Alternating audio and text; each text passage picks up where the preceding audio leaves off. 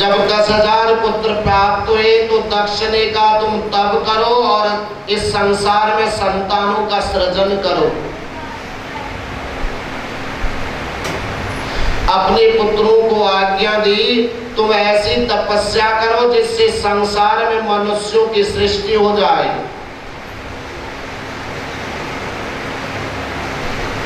दक्ष के हर्यश्वादि 10,000 पुत्र आगे को चले। चलते चलते बिंदु सरोवर के पास उधर से नारद जी को आते हुए देखा, जो वीणा बजाते हुए नारायण का स्मरण करते हुए आए और देखा 10,000 पुत्र।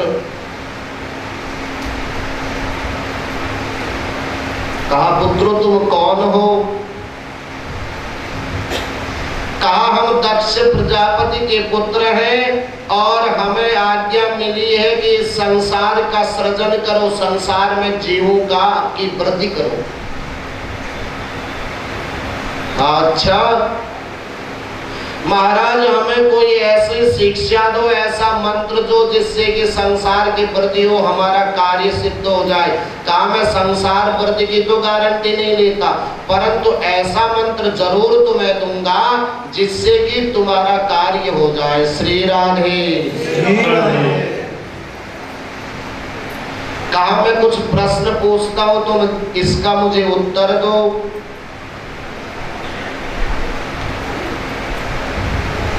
ऐसी कौन सी नदी है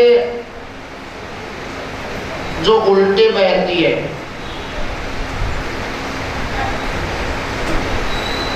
कहा पता नहीं महाराज। ऐसी कौन सी गुफा है जहां जाने के बाद से फिर जीव वापस नहीं आ सकता? पता नहीं महाराज। चरण पकड़ लिए, हमें आपके प्रश्नों का उत्तर हम दे नहीं सकते महाराज। आप हमें ऐसी शिक्षा प्रदान करें जिससे हमारा कार्य सिद्ध हो जाए। कहा सुनो, यह जो संसार रूपी नदी है ना, ये सदा उल्टे बहती है। और वह गुफा कौन है? भगवान के चरणारविंद रूपी गुफा है, जो वहां एक बार चले जाता फिर वापस नहीं आता। श्री राधे। यह जो मनुष्य का शरीर बनाया है, कहा यह 5 तत्वों से बनाया है और इसके अंदर इतनी गंदगी प्रभु ने भर दी है, कहा अगर देखा जाए तो खुद अपने को मनुष्य कहने में भी घृणा हो जाएगी। कहा जीव मात्र का उद्देश्य क्या है? केवल अपना तारण करना। संसार के तारण करने के चक्कर में तो अपना भी बट्टा बैठ जाएगा। नारद जी के चरण पकड़ लिए, महाराज तुम तो बड़ी अच्छी शिक्षा दे रहे हो, और उनको सन्यास की दीक्षा दे दी। दक्ष के पुत्र 10,000 सन्यास ग्रहण करके तपस्या करने को चले गए। जब दक्ष को पता लगा, अच्छा नारद ने मेरे 10,000 पुत्रों को सन्यास का मार्ग दे दिया। बड़े क्रोधित हो गए, परंतु क्रोध को अपने बस में करके उन्होंने सोचा चलो फिर कोशिश करनी चाहिए।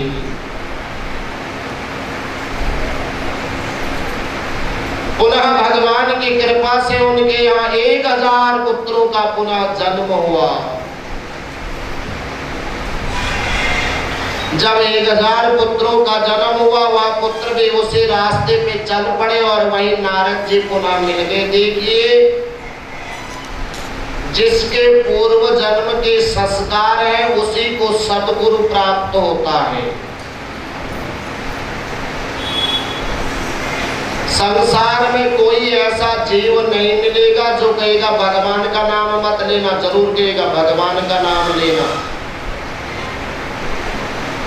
और वही सतगुरु है, जो सन्मार्ग पर लगाता है उसी को तो सतगुरु कहते हैं।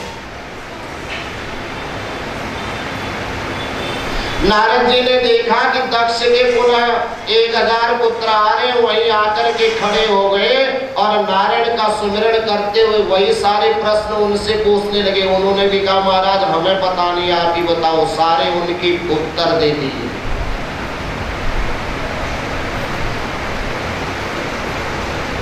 और उन्हें भी सन्यास का मार्ग दे करके उन्हें भी सन्यासी बना दिया। श्री राधे श्री राधे। अगर किसी के पुत्र को कोई सन्यासी बना दे तो कितना दुख होता है। यह संसार है ना, कलिकाल है। चोर बन जाए लड़का कोई परेशानी, डकैत बन जाए कोई परेशानी, बाबा नहीं बनना चाहिए। उन 1000 पुत्रों को भी सन्यास धर्म की शिक्षा दे दी, वह भी सन्यासी बन गए। और इधर दक्ष को पता लगा तो क्रोध से लाल नेत्र हो गए, फड़फड़ाने लगा। इतने में ही दूर से नारद जी को आता हुआ देखा। नारद जी तो वीणा में गाते आ रहे, श्रीमन नारायण नारायण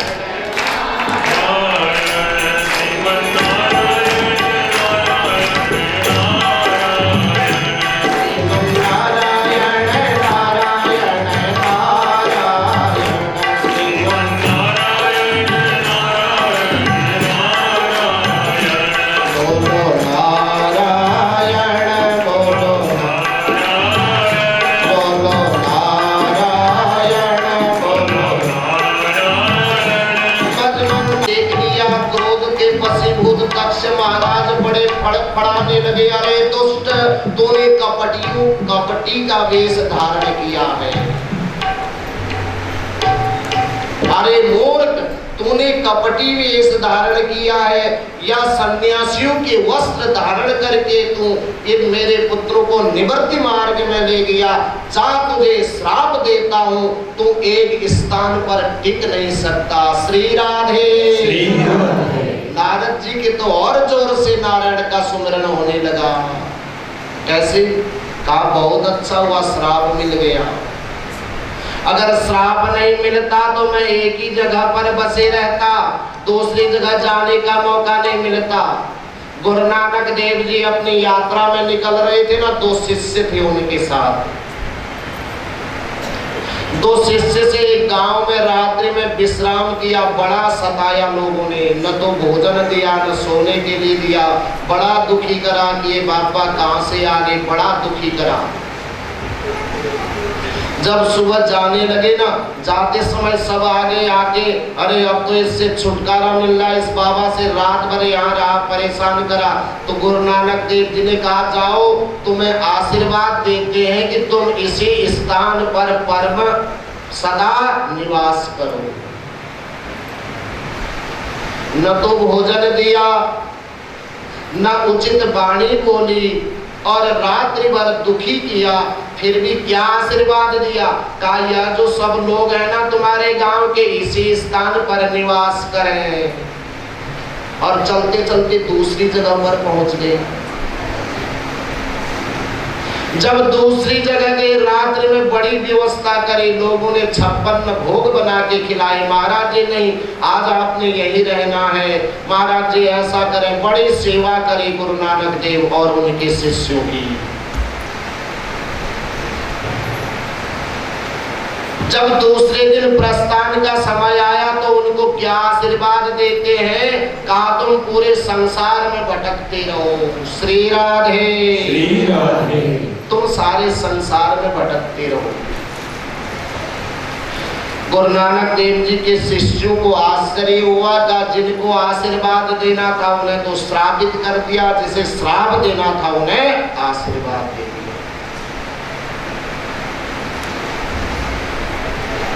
आश्चर्य कर पूछने लगे, गुरु सदगुरुदेव आपने ये क्या करा? तो गुरु नानक देव ने कहा शिष्यों तुम्हें पता नहीं है, जो दुष्ट लोग हैं ना वह एक ही स्थान पर बैठे रहे तो इधर उधर दुष्टता नहीं फैलाएंगे, और जो भगवान के भक्त है ना, यह भक्त सारे संसार में फैल जाएंगे तो सारे भक्त बन जाएंगे। श्री राधे श्री राधे। नारद जी ने कहा कि बहुत बढ़िया करा, उस श्राप को अपने अधीन कर लिया। कहा यह श्राप मैंने ग्रहण कर लिया। चाहते तो नारद जी भी श्रापित कर सकते थे, परंतु कुछ नहीं बोले। कहा जो भगवान ने मुझे दिलाया है ना, उसमें भी कुछ अच्छाई मेरे लिए छुपी है। कहा संसार में भटकूंगा तभी तो भगवान का कार्य करूंगा। भगवान ने क्या कार्य सौंपा है, ले नारद तो इस वीणा को पकड़ और ऐसा करके सारे संसार में प्रभु के भक्त बन जाओगे।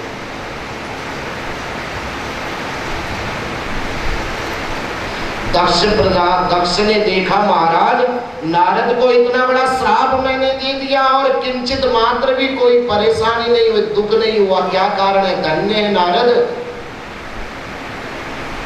और फिर भी बीना बजाते हुए चल दिए। इधर दक्ष प्रजापति ने पुनः 60 कन्याओं का सृजन किया, उनका विवाह कर दिया। 13 कश्यप ऋषि को, दिति अदिति पराकाष्ठा आदि कश्यप ऋषि को, और जाकर के 27 चंद्रमा को, ऐसे ही कन्याओं का विवाह कर दिया जिनके द्वारा इस सृष्टि का प्रतिपादन हुआ। एक समय की बात है, बृहस्पति महाराज ने, सुखदेव जी महाराज कह रहे हैं महाराज एक समय की बात है कि बृहस्पति महाराज ने अपने देवताओं का परित्याग कर दिया था। परीक्षित महाराज कह रहे क्या कारण है? कहा जब परित्याग किया ना, विश्वरूप को अपना गुरु बनाया था।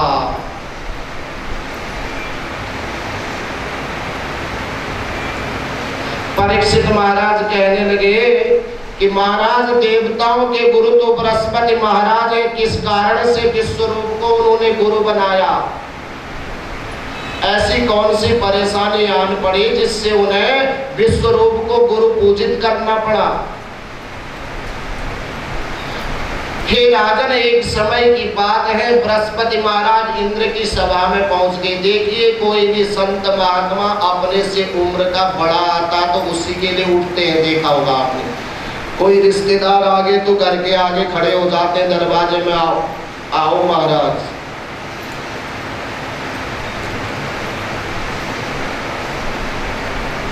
अपने से बड़े का सम्मान करने के लिए यह सब करते हैं। परंतु जब बृहस्पति महाराज इंद्र की सभा में गए, इंद्र अप्सराओं का नृत्य और गान सुनते हुए मस्त पड़े थे।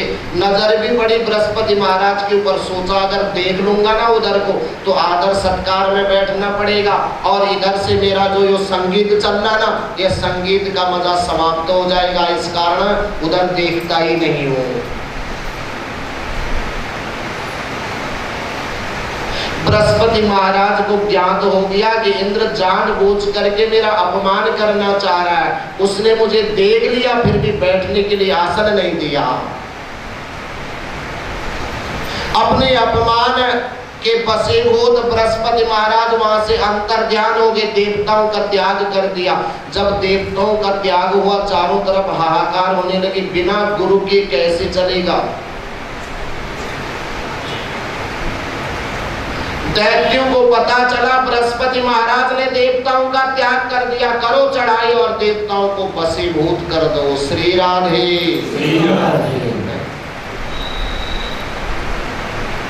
देवताओं को वशीभूत कर लिया दैत्यों ने। सब देवता रोते रोते ब्रह्मा जी के पास गए, महाराज हम क्या करें, सारे देवताओं का राज छीन लिया दुष्टों ने, दैत्यों ने, अब हमें क्या करना चाहिए? कहा हमने कहा था कि अपने गुरु का अपमान करो।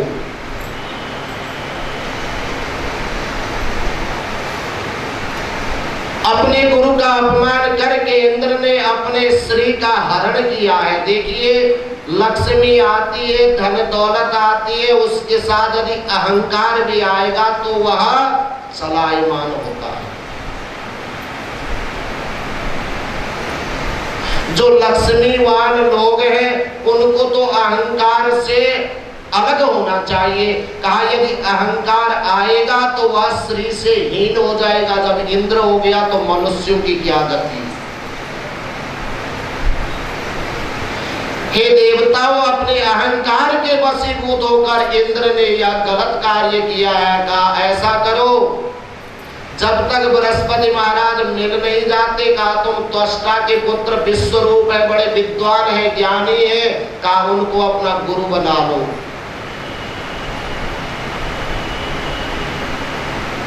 त्वष्टा के पुत्र विश्वरूप को अपना गुरु बना लो। सभी देवी देवता जाकर के त्वष्टा के पास पहुंचे। देखिए त्वष्टा के पुत्र विश्वरूप बड़े विद्वत जीव हैं, उनके 3 सिर हैं और वेदों के इतने बड़े ज्ञाता हैं जो बृहस्पति के भी गद्दी में बैठ सकते हैं, कैसे होंगे।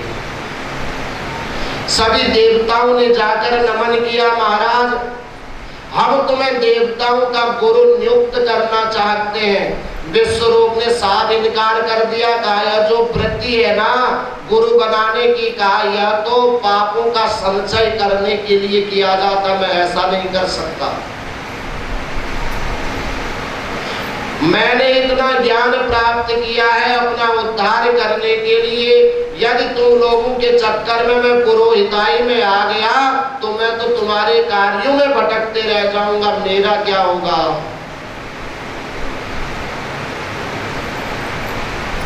देवताओं ने बहुत प्रकार से समझाया और ब्रह्मा की आज्ञा को मानकर विश्वरूप आज देवताओं के गुरु बन गए। श्री राधे। श्री राधे।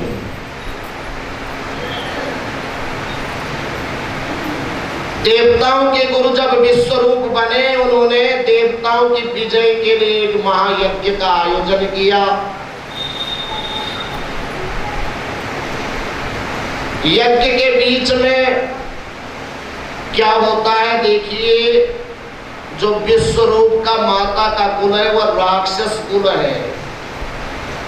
विश्वरूप आहुति डलवाते हैं और जोर जोर से मंत्र कहते हैं, देवताओं के लिए मन में मंत्र कहते हैं, दैत्यों के लिए उनको भी यज्ञ का भाग पहुंचाने लगे। इंद्र ने सोचा कि यज्ञ इतने दिन तक चल रहा है और न तो देवताओं की शक्ति बढ़ी और न ही दैत्यों की शक्ति कम हो पाई है, तो यज्ञ कैसे चल रहा है। गुप्त रूप से देखने लगे कि विश्वरूप क्या कर रहे हैं। जो जोर से मंत्र कह रहे हैं उससे तो देवताओं को आहुति मिल रही है, और जो मन में मंत्र कह रहे हैं उससे अपने मातृकुल के दैत्यों को आहुति मिल रही है। क्रोधित होकर के चक्र उठा करके विश्वरूप के 3 सिर काट दिए। श्री राधे। श्री राधे। जब 3 सिर विश्वरूप के इंद्र ने काटे तो ब्रह्मा हत्या उनके पीछे लग गई।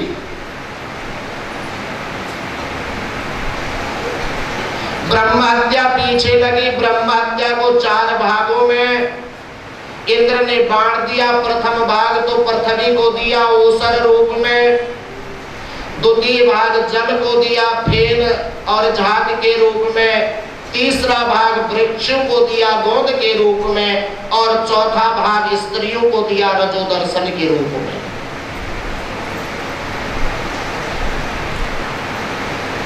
और इधर त्वष्टा ने सुना कि तुम्हारे पुत्र को गुरु बना करके इंद्र ने इतना बड़ा कार्य कर दिया कि उस ब्राह्मण की हत्या कर दी।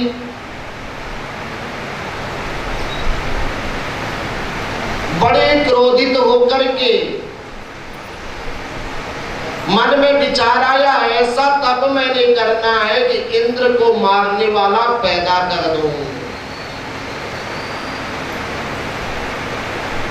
यज्ञ आरंभ हुआ। इंद्र शत्रुर विवर्धस्वः। यज्ञ तो करा था कि इंद्र को मारने वाला पुत्र हो जाए, परंतु मंत्र की त्रुटि के कारण इंद्र से मरने वाला प्रकट हो गया। जब विस्मृति हुई मंत्र में तो यज्ञ मंडप से एक विशाल काय जीव प्रकट हुआ और वही वृत्रासुर नाम से प्रसिद्ध हुआ।